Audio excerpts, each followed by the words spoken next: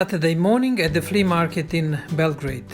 In the search for ultimate limits of artificial intelligence, with colleague of mine, Miško, we've been trying to see if AI can replace experienced trader at the flea market.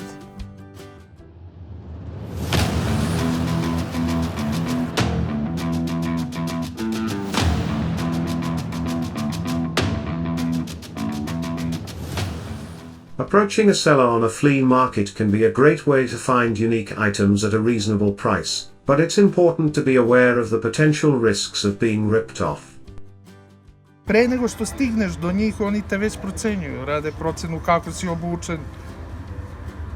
Kada priđeš, onda na osnovu priče zaključuju koliko imaš para, da li si iskusan, da li nisi. Najbolje je da ostaviš utisak na njega da nemaš previše para i da nisi previše iskusan. It's usually best to avoid revealing too much about your level of experience.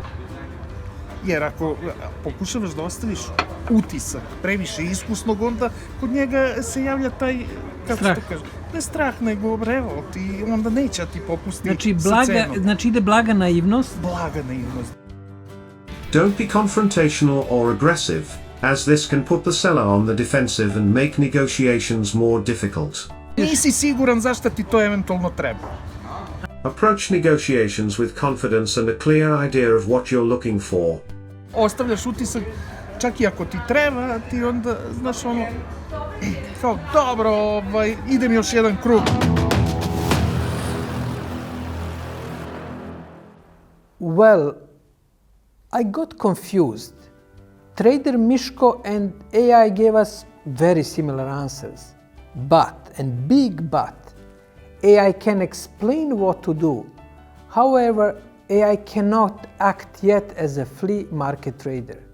For time being, flea markets remain a refuge for human uniqueness.